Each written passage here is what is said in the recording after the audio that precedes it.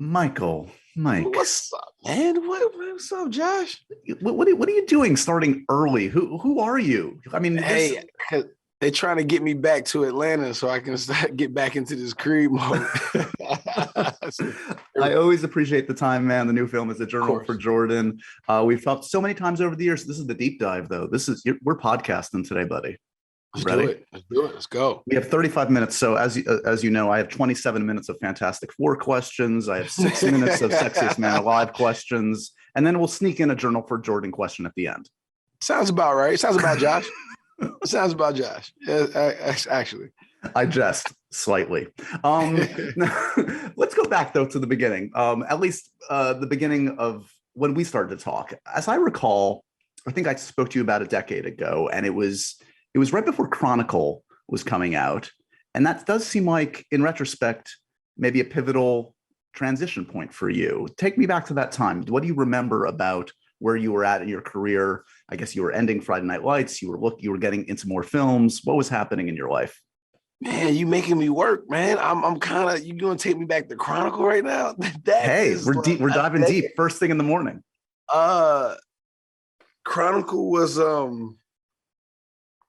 I was in South Africa shooting Chronicle, and sure I told you this story before. And and I went to my agent at the time, and I was looking for a gritty independent film. It was at a time where I was really curious about, you know, whether or not I had what it takes to be a leading man, you know, and be able to carry a film. I wanted it, yeah, I wanted an independent, a smaller film. And right around that time, Ryan Coogler was writing Fruitvale Station. He was looking for his lead actor. He got it to an assistant at the agency that I was at, and they got me the script. I read it and I ended up crying. It was like, it was super emotional. It was exactly what I needed. I felt like Oscar could have been me. So I felt like it was something that I could really, lend myself to, and shine a light on the story, and also get off some, frustration, you know what I mean, of what was going on with Black men, in America when it came to police brutality.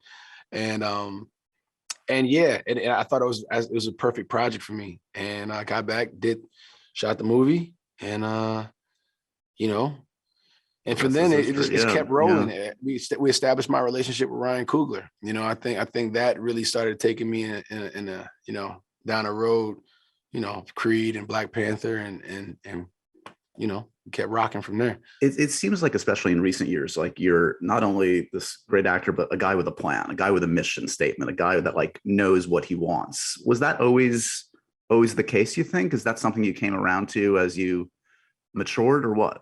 I think it was it wasn't always the case, but it's been that way for a long time. I think once I saw opportunity in, there was no plan B. So you have to start to strategize a bit and start to daydream and manifest and think about the things you want to do. Or if I ever get the opportunity, this is how I'll do it. And I just stuck to the plan, and obviously plans change and they evolve as new opportunities and situations arise. But, the core of what I was trying to do kind of remained the same.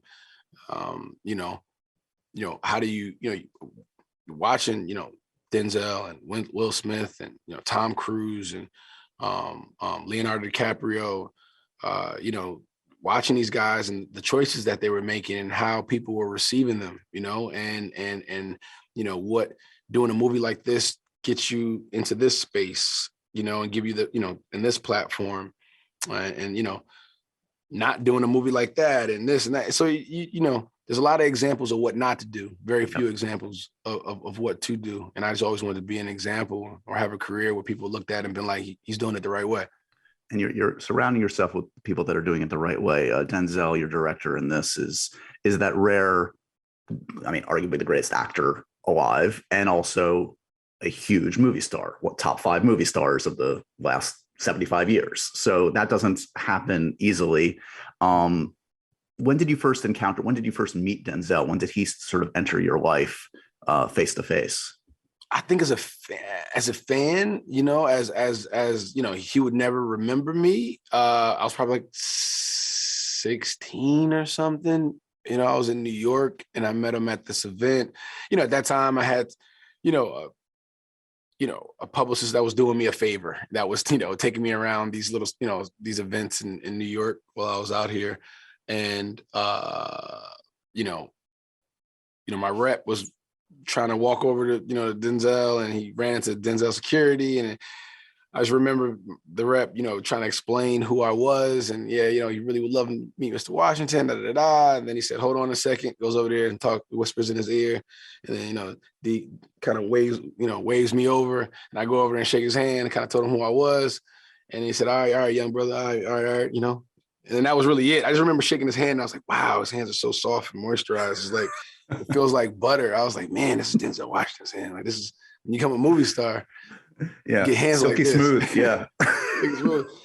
You know, my hands have been feeling softer lately. I don't know what that means, but they've been feeling quite nice. No, I was just saying, but I think that was my first time meeting him as a fan. And then, you know, years later, I can't really remember the first time I encountered him as like an adult and like when I, you know, had a presence, but you know, it might have been right around Fruitvale Station. Yeah. You know, maybe somewhere around there. I'm sure he took note. Yeah. I mean, talk to me a little bit about how long, was it always this project that you guys were going to collaborate on? Did you talk about different ways? You must have been dreaming of acting with him or being directed by him or collaborating in some way. So how did this one of all projects come around? Yeah, I think the, you know, in my eyes, like the, you know, the most straightforward approach of us working together was us acting together. You know, I was like, yeah, I want to do a movie with you one day.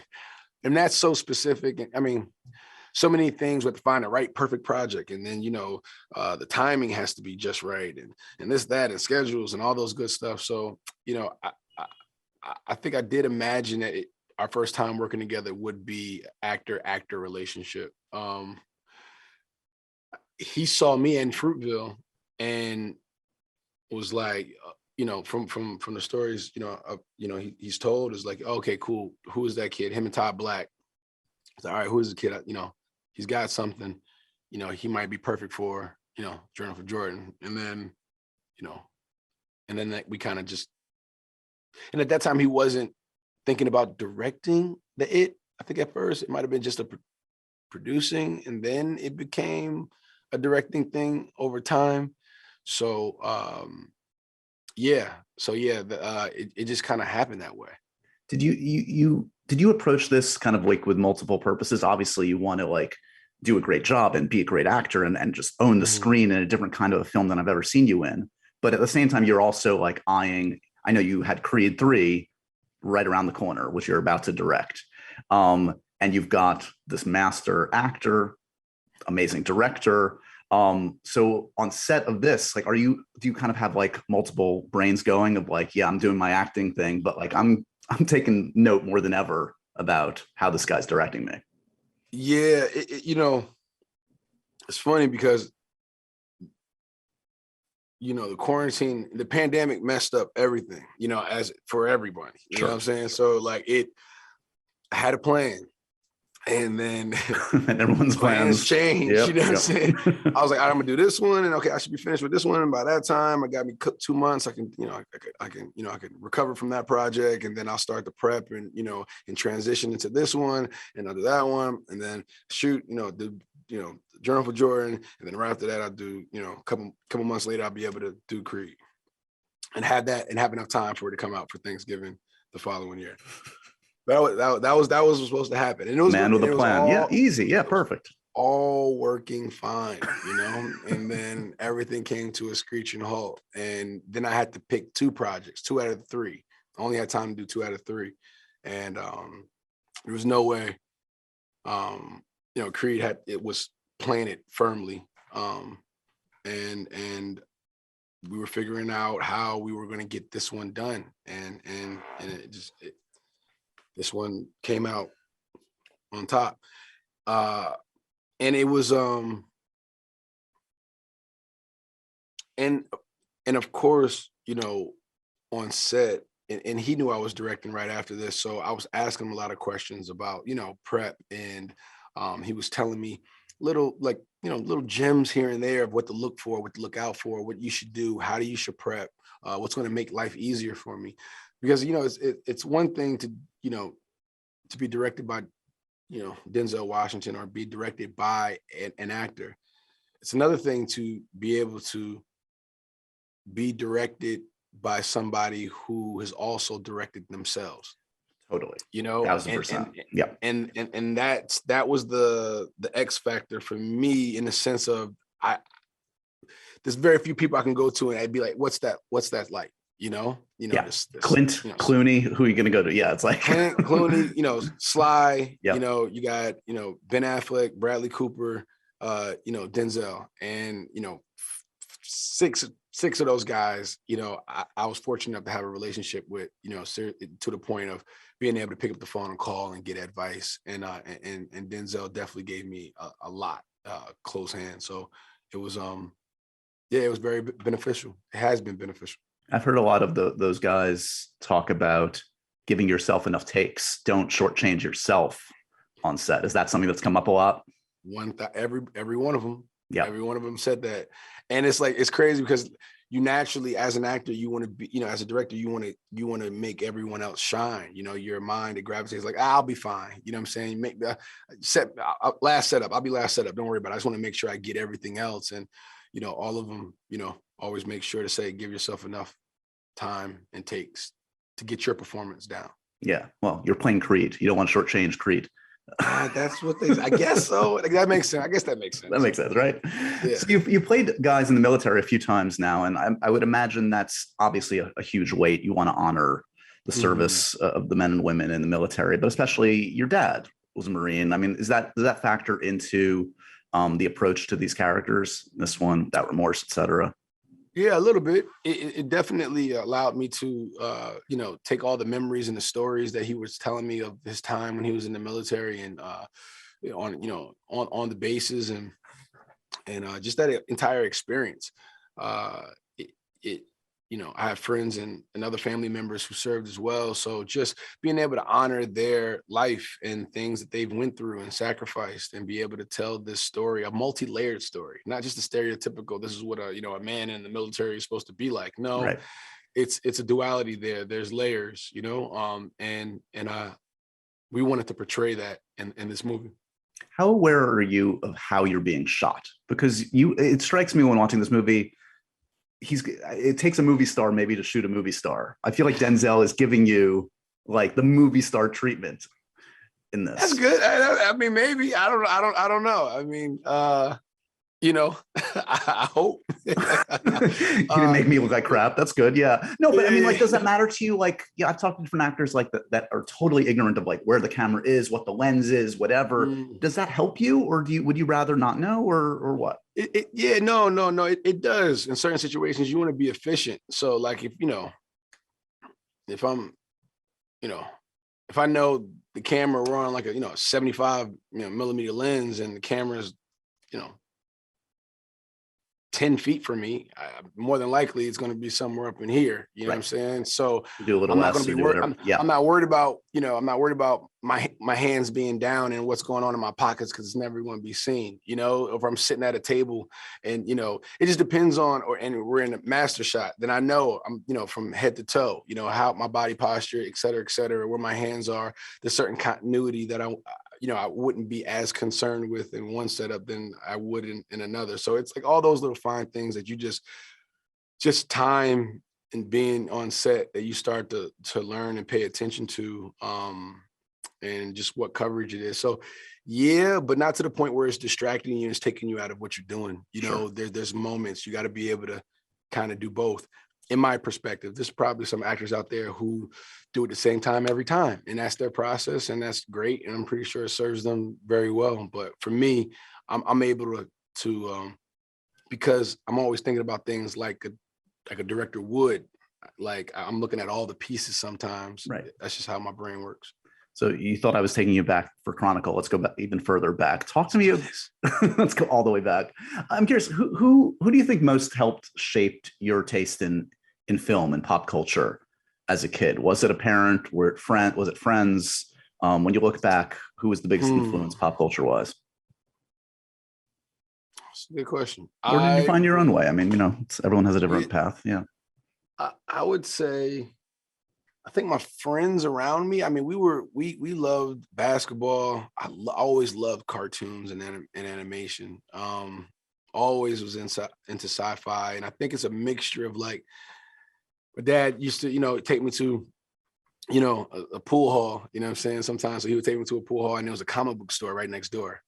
And he would let me, every time we went, he would let me go in there and pick a comic book. So I would go get a comic book. And I just kind of like started building my collection from there at a young age. And then there was like a Blockbuster Video, like right next to it. No, it was Palmer Video in Montclair. And then, when that got shut down, it was a Blockbuster Video. And we used to go in there and pick movies. So, my mom, my sister, like they were always into like sci-fi things, so I was watching what they watched and then always got into it. I think that lent itself to a lot of the comic book stuff as well. So that's where I think my foundation of those type of films and like the desire and love for them kind of came from, and it just started to build from there. And then as I got older, I think just, I don't know, this, I guess watching the greats, and those movies are great for a reason. And I guess I could appreciate them. And then in hindsight, going back and then watching, classic films and things of that nature, and really trying to understand cinema, the language of cinema, the language of filmmaking, that's something you're constantly becoming more fluent at. And so I guess it's a mixture of my family, friends, and then again, finding my own way. So in terms of the sci-fi and the geek stuff, was it equal opportunity? Was it everything? Like, was it Star Wars? Was it Marvel and DC? Was it Lord of the Rings? Like, give me a sense. What was the? Yeah, I mean, it's like Lord of the Rings. It was DC, Marvel. Watching Hocus Pocus, or watching I don't know. What was the Stargate SG-1 with my sister and them, and like, Star Trek, the Sci-Fi Star Channel. Wars. Wow. No, we were like that was, we were in it, and then of course, like, Saturday morning cartoons, and then thank God it's Friday, you know what I'm saying? So I'm watching although that was like my childhood, you know what I'm saying? Like at my grandmother's house on the big floor TV set with the mini TV on top, trying to hold the antenna to get a clear picture sometimes. Like that was my that was me growing up, falling in love with like TV and film and like performance. Connecting your love of film and TV and actors, and we've been talking about Denzel. I asked you for a comfort movie. You didn't go with the warm and fuzzy. You went with a pretty hardcore film. I mean, I can see it. Tell me why you chose what you chose. Because like, comfort is like, sometimes, typically I wouldn't, personally, I normally wouldn't watch romance movies. Like I wouldn't, if it's on, I'm good, next, that's just not my thing. So my warm and fuzzy and comfort is like, it's a man out for revenge. It's a man out for revenge with heart. Okay. It's layered. I like multi-layered things, and I love Man on Fire because, this guy that was so selfish, a broken man, obviously had a lot of regrets and tormented soul, but he found but he had a soft spot. It was in there, he just had to go through some things and meet the right people to be able to bring that back out of him, a piece of him that he thought was lost forever. And then when that was taken away, that, that showed him, that love was there, that he did have, feelings and heart and emotion. Once that thing that reminded him of his former self was taken away, he got to do what he does best. You know what I'm saying? I'm gonna kill him. For those that are new to Man on Fire, I don't know where you guys have been. Came out in 2004. Of course, stars Denzel, very young Dakota Fanning, written by Brian Helgeland, directed by the great Tony Scott, who is, of course, one of the great directors and a huge part of Denzel's filmography.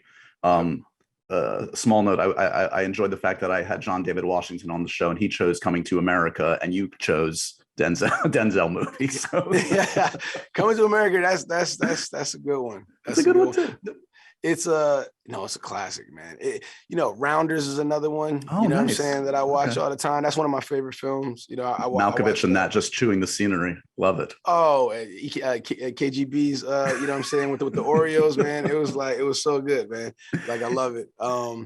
Yeah, man. It's for me, man. As far as one movie, no matter when it's on, same thing with Rounders. No matter when it's on, I'm watching it. Yeah. And it's Is there a scene that jumps out? A scene that like really resonates with you is like, oh, if this is on, I've got to watch it, or I've got to stick with it. For Man on Fire. Yeah. Scene that jumps out.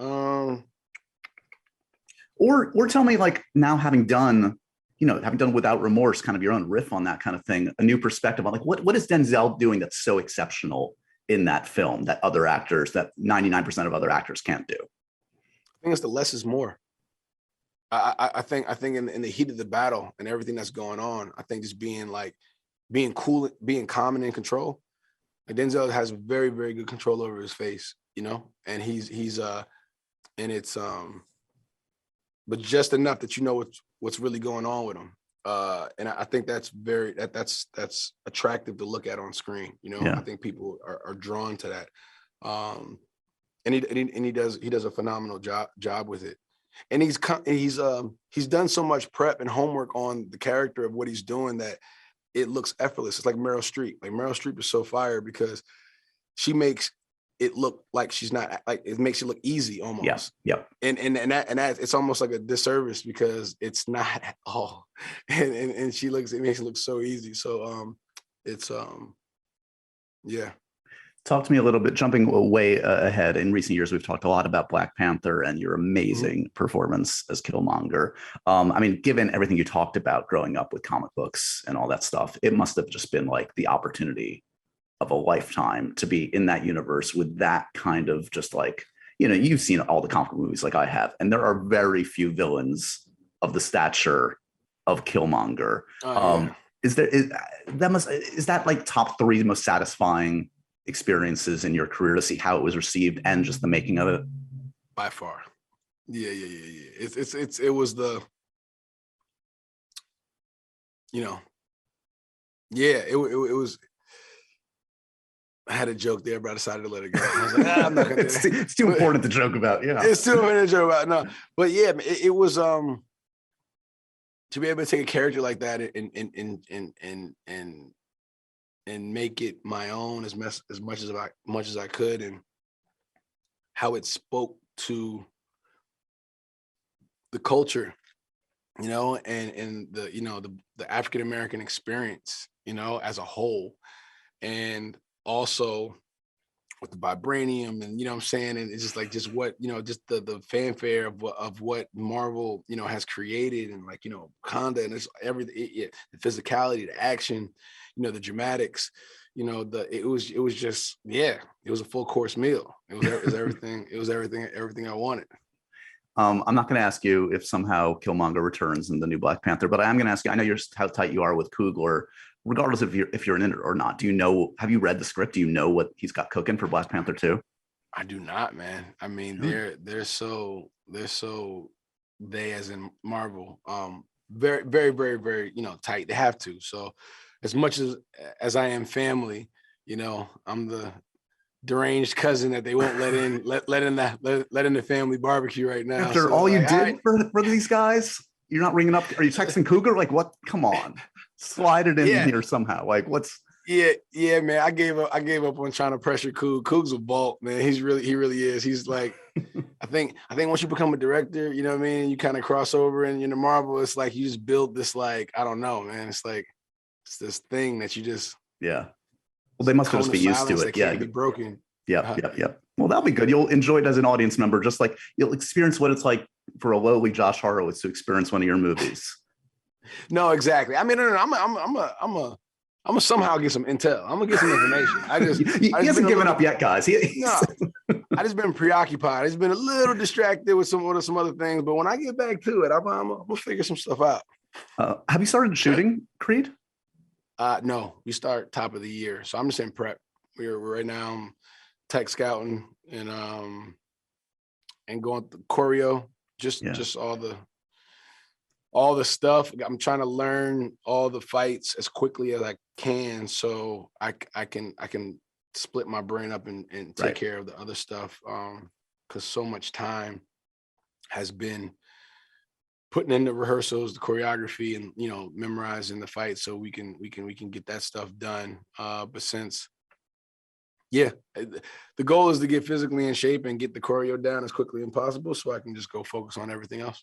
Do you view this as the end of a trilogy, or is it like, I mean, I could, in this world where like cinematic universes are ripe, do you view the Creed franchise as something that can expand further, and would you produce and be a part of kind of seeing what other stories there are in that world?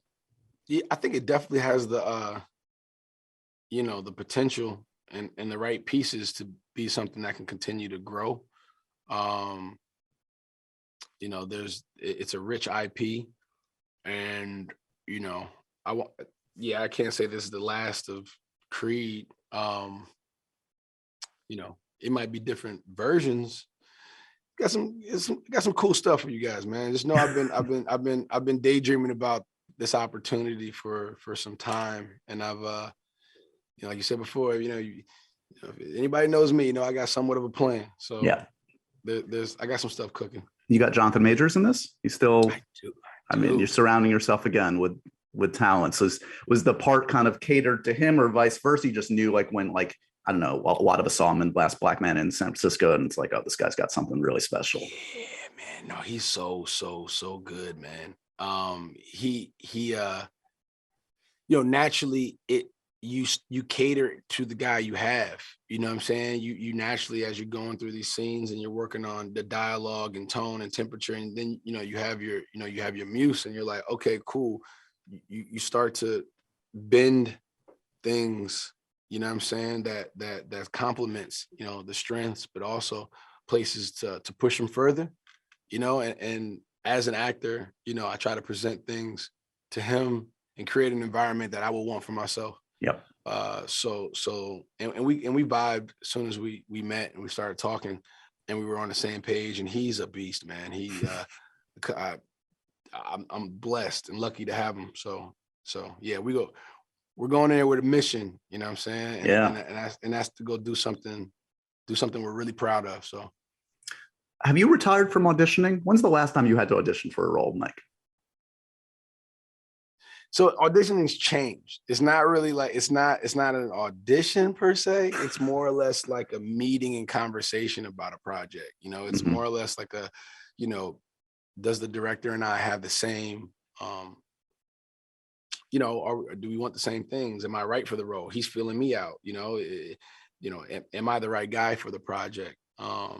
So no, I don't technically audition anymore. Thank God.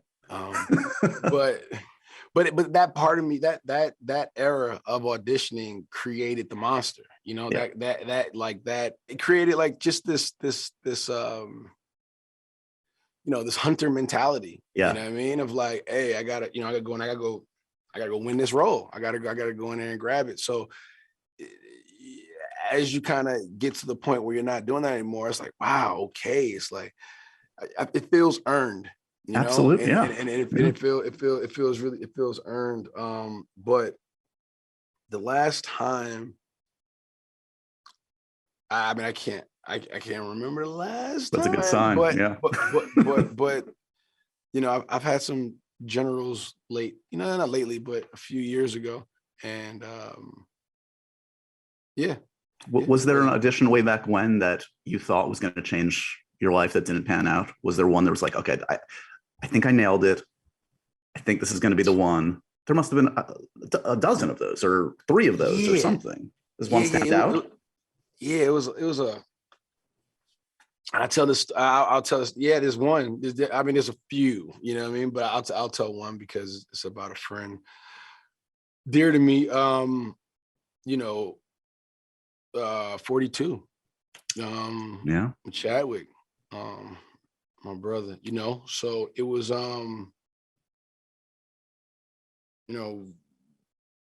audition for it. Few callbacks. Vicky Thomas, same casting director for Jennifer Jordan. And in her old office, I'm sure she said the same office, but the walls were so thin. Actually, her old office, her walls were so thin that you can hear the audition. You know what I'm saying, from the waiting room. And whenever you go into, and it's kind of typical. It's common, when you're auditioning in certain places. Some casting directors that for whatever reason, they just seem to pick the places with the thinnest walls. And I don't know. The mind games they're trying to get into. That's what I'm saying, right? Because you're in there, you got your script, you're reading, and you hear somebody else, and like, oh man, he's killing it. That sounded pretty good to me. You guys should really hire Chadwick Boseman. He's awesome. Yeah. No, that's whoever. Like if you're in another audition or whatever, and you're hearing somebody in there just knocking the audition out the park. Like, oh wow, he said it like that. I didn't even think about it like that. That was pretty good. Like, oh man, yeah. It's like, but when it 42. Had some good auditions, I got some callbacks, whatever, made it down to the final, however many. And at the time, I just knew that if I got this role, it was going to change everything for me. Yeah. I knew it was going to playing Jackie Robinson, a buddy of mine, Eric Amadio. He's a writer, and we went to this baseball diamond and we took photos of me. I went and got an old Dodgers jersey from Dodger Stadium and a Dodgers hat. I got a bat, and I went and took and replicated old Jackie Robinson photos. We took video of me sliding, stealing bases and stuff like that. And we sent that into the casting director. I mean, as hungry as you're gonna get, what I'm saying, as far as going the extra mile. And I did everything. I got to get it, you know what I'm saying? But obviously it wasn't for me. It wasn't in my cards, and they found the perfect person for it. I can't imagine anybody playing that role. I couldn't imagine myself now playing that role. And Chadwick had a performance, that of a lifetime. So yeah. It worked out. Last thing for you, buddy. I've joked with you and I've prodded you about the Superman stuff, but we do know that Valzod is now in development and you are producing this. You may or may not appear. I know we don't know that yet, but talk to me about why that's the way in, why you're passionate about Valzod and where it stands. And are you contemplating acting in it? Valzod is such an interesting character. It's like an untapped, he's such a gem that's been sitting in plain sight for a long time. And somebody, I was always wondering, why nobody seemed to pick that guy up and turn it into something, because he's such a rich character, and connects to a lot of other things as well. If you're familiar with the canon. And it really excited me that I was able to kind of, get that project and, develop it, and tell a side that hasn't been shown before, a side of the universe that hasn't really been shown before. DC and Warner's and HBO Max, they believed in it too, and they felt I was the guy to develop it. Outlier Society was the production company to develop it and make this thing. So I'm super excited about it. Can't say too much about it, but I'm trying to make it the best thing that's come out of there. That's always the goal. You're striving for greatness, and I'm going for it. I have no doubt, buddy. Thanks for making the time today. I appreciate that as the years have gone by, as you rise through the ranks and tower over all of us, you make time for the little guys like me that have been on the ride with you, buddy. Congratulations on A Journal for Jordan, and hopefully we'll catch up soon in person, buddy. Thank you, Josh. Appreciate it. Happy holidays, man. Stay safe. You too. All right. Thanks, man.